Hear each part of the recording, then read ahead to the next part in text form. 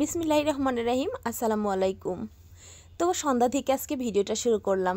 সম্পূর্ণ ভিডিওটা দেখো, আশা করছি অনেক ভালো লাগবে। আর স্কিপ করো না, তাহলে অনেক কিছু মিস করবে। তো সন্ধ্যা থেকে ভিডিওটা আজকে শুরু করলাম।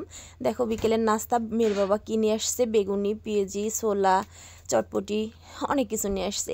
আবার হুট করে দেখো রাত্রের খাবার দেখাচ্ছি। মাঝখানে অনেকটা সময় চলে গেছে, কিন্তু সেগুলো তোমাদের সঙ্গে শেয়ার করি নাই, কেননা ভিডিওটা অনেক বড় হয়ে যাবে। ইম্পর্টেন্ট যেটা সেটাই দেখাবো তোমাদের।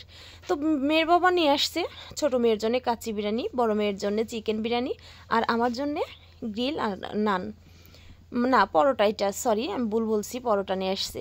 তো যাই হোক, আমি ওগুলো খাই না, সে কারণে এগুলো আর আনে নাই। আর আমি আর মেয়ের বাবা এটাই খাবার, ছোটো মেয়ের তো আর অত খাবে না, ওইটা ভাগাভাগি করে খেলেই হয়ে যাবে। তো যাই হোক, আজকে শুধু বাইরের খাবারই খাচ্ছি সন্ধ্যা থেকে।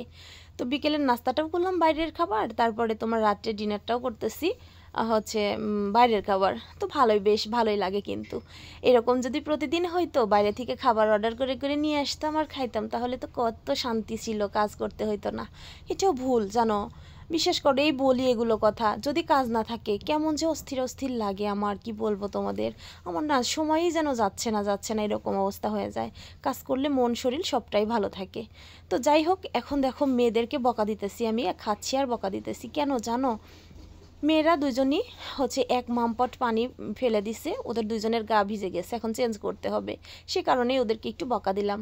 তো যাই হোক, সেই ইম্পর্টেন্ট জিনিসটাই তোমাদের দেখাতে চলে আসলাম। দেখো বড় মেয়ে ওর বাবাকে গিফট করেছে। কি গিফট করলো? টাকা গিফট করছে। কিন্তু মেয়ের বাবার যে মনটা এত ছোট, আমি আর আগে জানা ছিল না, বিশ্বাস করো। মেয়ের বাবাকে বড় মেয়ের তার গোছানো কিছু টাকা ছিল ব্যাগে, সেখান থেকে 37 টাকা হয়েছে, সেই টাকাটাই মেয়ের বাবাকে গিফট করলো। সেটার কারণ হচ্ছে মেয়ের বাবার আজকে জন্মদিন। আর দুই মেয়ের বায়নাতে মেয়ের বাবার জন্য চুপি চুপি একটা কেক অর্ডার করছিলাম, অর্ষা আরিকার বাবা লেখা।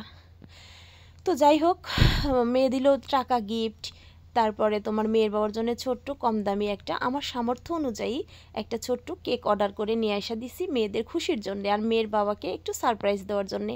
কিন্তু যেটা বললাম, মেয়ের বাবার মনটা যে এত ছোট, সেটা আমার আগে জানা ছিল না। বিশ্বাস করো, ওর মুখে হাসি দেখতেছো, কিন্তু এটা ফেক হাসি, ও কিন্তু একদমই খুশি হয় নাই। কেননা কেকটা না কাটতেই চায় নাই জানো। আমার মনটা কিন্তু ভীষণই খারাপ। একেতে আমি ভীষণ পরিমাণে আজকে অসুস্থ ছিলাম, আমার মানে বমি যেন হয়ে যাবে এরকম বমি বমি লাগতেছে, হয়তো অ্যাসিডিটির কারণেও হতে পারে। তারপরে একটুখানি মানসিক টেনশনেও ছিলাম, সেটা পার্সোনাল নাই, বললাম তোমাদের কাছে। তো যাই হোক, মেয়ের বাবার কথা যেটা বলতেছিলাম, ওর মনটা অনেক ছোট, সেই ছোট মনের পরিচয়টা আজকে দিছে।